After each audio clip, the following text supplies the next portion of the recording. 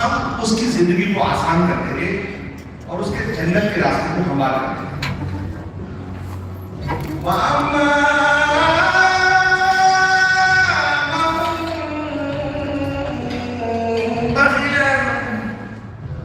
और इसके बरक्स अगर किसी ने कंजूसी की और बेपरवाही से काम लिया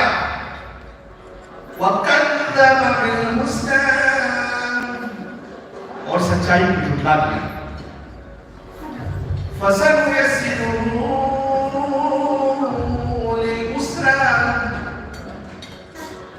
हम उसकी जिंदगी को सख्त कर देंगे, यानी उसके जहन्नम के रास्ते को हमवार कर देंगे।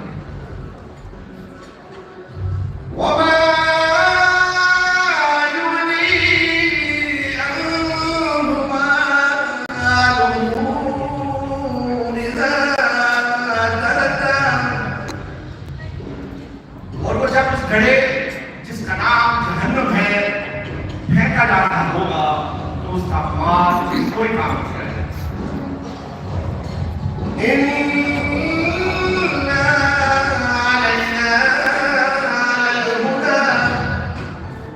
बेशक हिदायत तक पहुंचा देना हमारे जिम्मे है।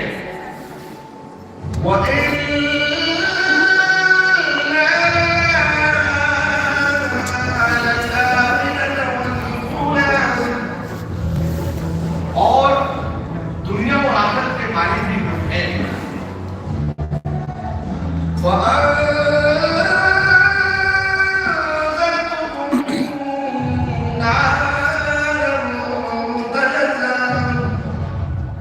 बस हमने तुम्हें जहन्नम की भड़कती हुई आग से आगाह कर दिया है।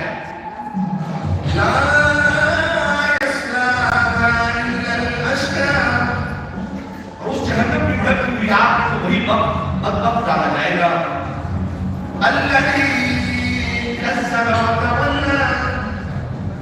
जिसने झुठला दिया और मुंह मोड़ दिया।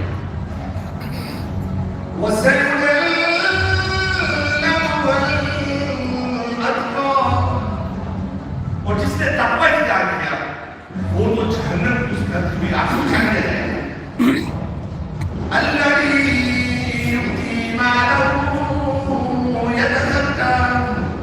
और जिसने अल्लाह के रास्ते में इस नियत से खर्च किया कि उसका माल पाक हो जाए, वो भी जहन्नम में भड़कती हुई आग से छाया जाएगा।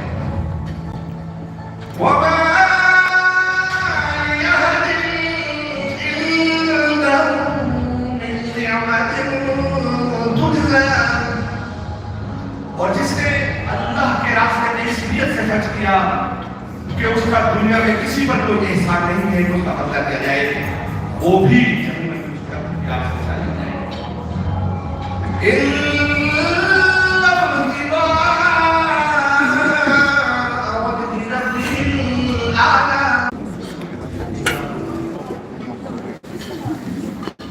Ladies and gentlemen, in the mark of unity, may I request you all to please rise for the national anthem of Canada, followed by the Qawmi Tarana of Pakistan.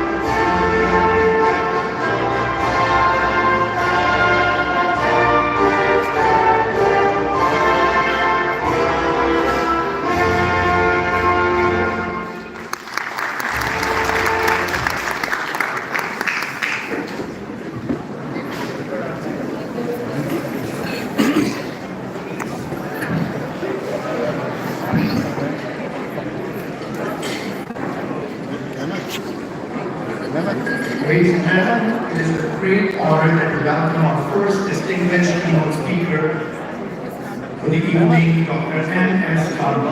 Dr. Gandhi is a dedicated family physician with over 30 years of experience in Stater, Ontario.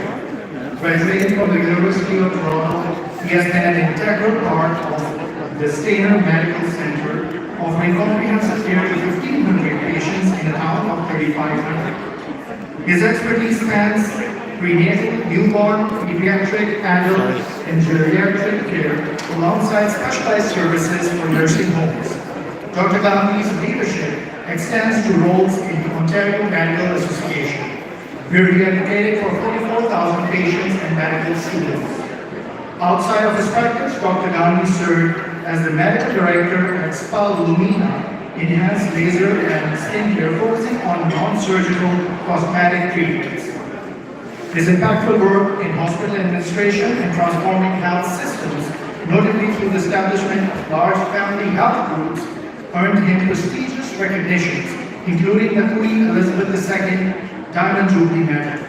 As an assistant clinical professor at renowned medical schools, Dr. Gandhi's commitment to education and transformative healthcare practices exemplifies his dedication to community well-being. Ladies and gentlemen, please give a big round of applause to welcome Dr. N.S. Gandhi.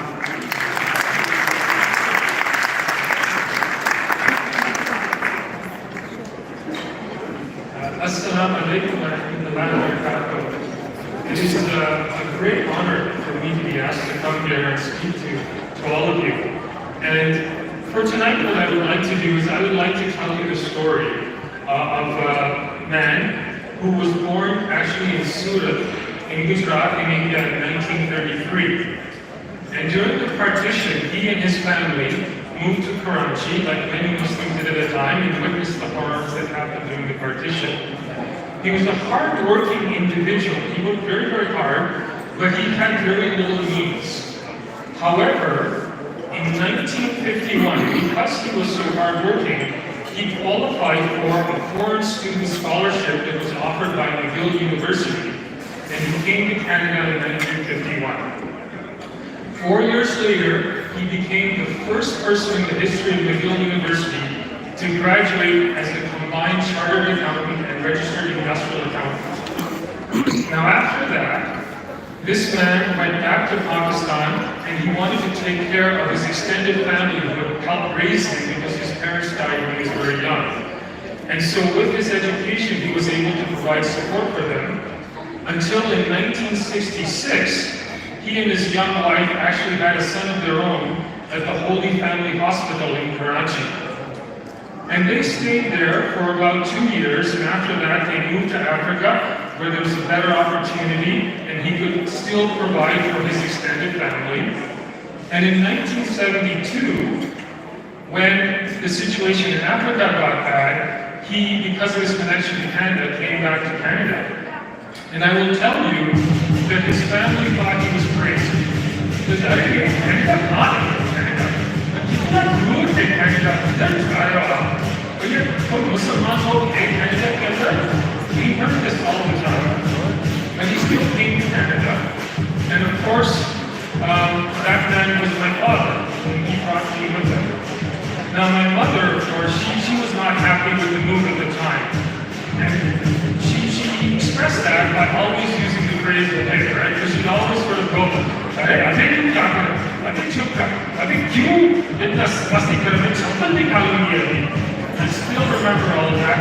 Itne saalon se main socha ki mera naam aa gaya tha actually because of that. But despite that, we had a good life in Canada.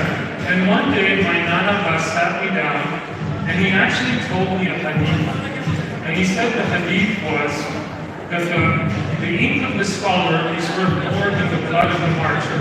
Now, for some of you who are more learned, you will know that that's considered to be a bit of a weak hadith, and some people who think that it was actually Hassan Basri, who said that. But I still think that the message in that is very clear, that education was so important.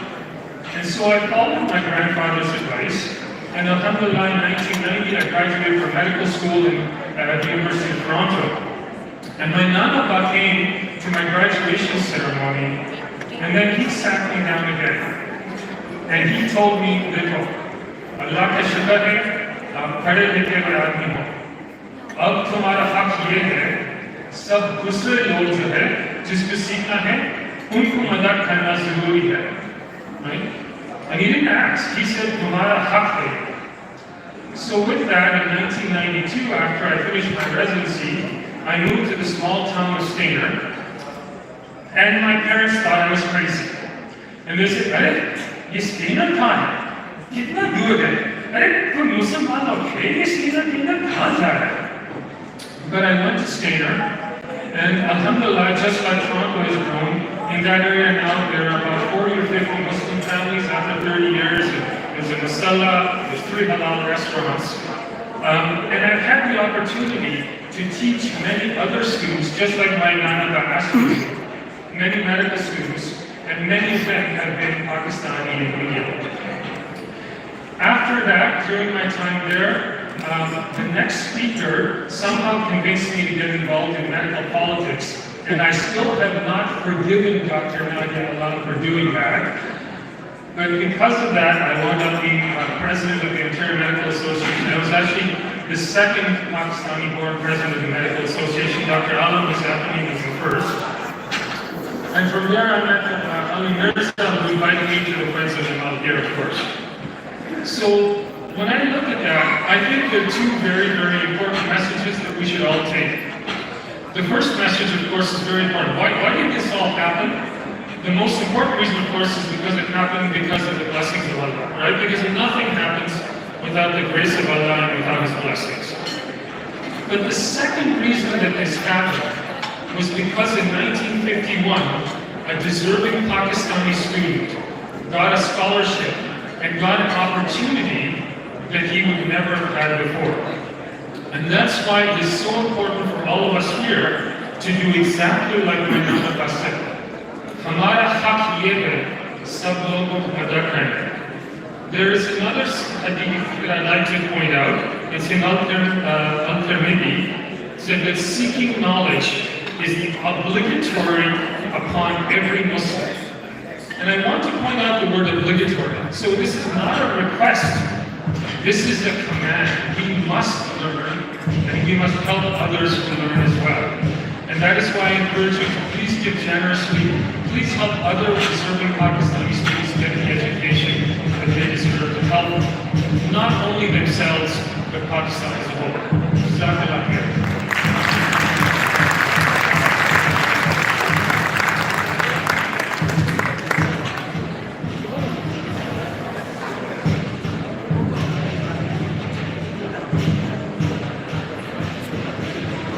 Dr. Gandhi, your enlightening words on the power of education resonate profoundly with us all. Thank you so much for the keynote address that will continue to inspire positive change. Ladies and gentlemen, now it is my honor to invite our second keynote speaker, Nadia Alam. Nadia is a dedicated physician and a mother of 4, navigating a hustling career in medicine with a thriving career as a family doctor and anesthetist. She is not only an esteemed physician leader, but also an established and sought-after speaker and a policy analyst. Complementing her MD, she holds a master's in health, economics, policy, and management from the LSE, leveraging this experience for successful projects as the Holden Scope program. The initiative bolsters primary care and its capacity to manage urgent, complex, and complicated patient cases, reducing unnecessary emergency department visits. Additionally, Nadia contributes her expertise as the medical advisor for Cure Health, an AI-based clinical decision support platform. She serves as faculty within the University of Toronto's Department of Family and Community Medicine and the Institute of Health Policy Management and Evaluation. Outside of the professional realm, she volunteers with the Toronto Initiative for Diversity and Excellence and engages with regional policy takers. Nadia has garnered recognition through various awards, notably as the sole Pakistani Muslim woman to assume the role of the president of the Ontario Medical Association in 2018. And yet her greatest joy comes from taking care of her 4 beloved children. Ladies and gentlemen, please join me in welcoming Dr. Nadia Alam.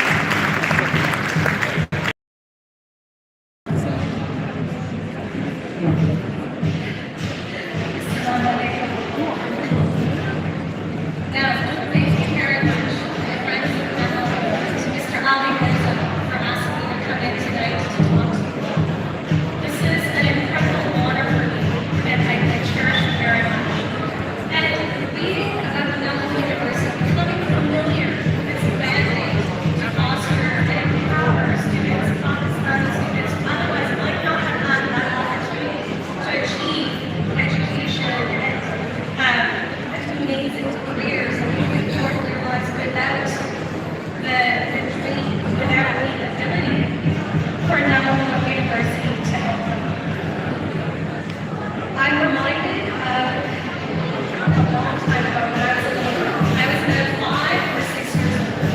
And I had gone to hang out with my father, who was seeing a friend of his in one of our apartments in Subway Lane. And the man looked at me and he said to my dad, "I'm so sorry. I guess you're not going to get the doctor you thought you would. She's just a girl." And my dad looked at him and said, "Why not? Humanity doctor once said it." And I was angry. And I thought, yeah, why not? But deep inside, I also thought, I don't want to be a girl. I don't want to be a woman. And as I've grown up, I realized the world is really hard on women. You have to work harder. You have to work longer. You have to spend more time doing things just to achieve what comes easily to others.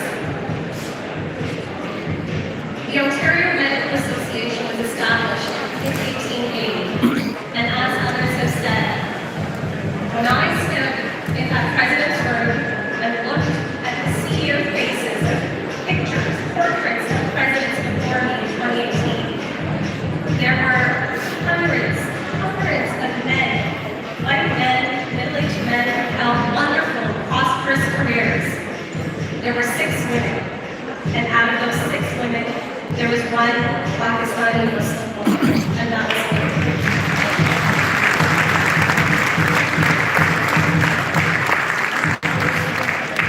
It is an achievement that I hold very dear to my heart. It is an achievement that comes primarily because of the encouragement and the dedication my parents showed me. You remember those days when you were in school, you were home, you worked hard, you were tired, you would show me your report card to your mom and dad, and I would turn to my mom and dad and say, they came, 98% out of that. And my mom would look at me. Ye kya? Baki sab 2% kahan chale gaye? So they pushed me, and they pushed me to achieve greater and greater heights. I worked really hard for university.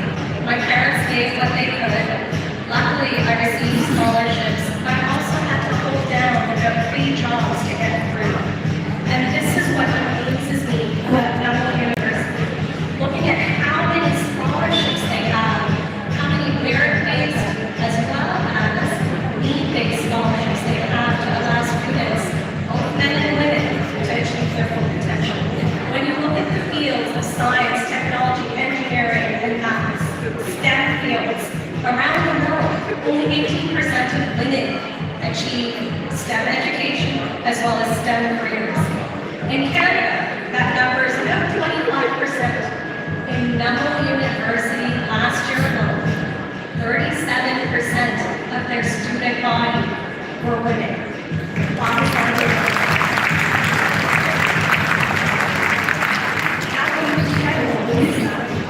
It isn't just about education, to increase productivity, increase growth, increase innovation, increase technology and technological advances that Pakistan can achieve. It's also about realizing that dream that Namal had. It's about realizing that if you equalize the opportunity for men and women to achieve education, you will not only achieve prosperity, you will actually reduce poverty, you will eradicate hunger, you will achieve a dream that we all share about what Pakistan could become. Muhammad Ali Jinnah wrote a quote that's always struck me as extraordinary. He wrote, "No nation can ever be worthy of its existence that cannot take its men along with women. No struggle can ever succeed without women participating side by side with men. There are 2 powers in the world. One is the sword, the other is the pen. And there is a great competition and rivalry between the 2. But there is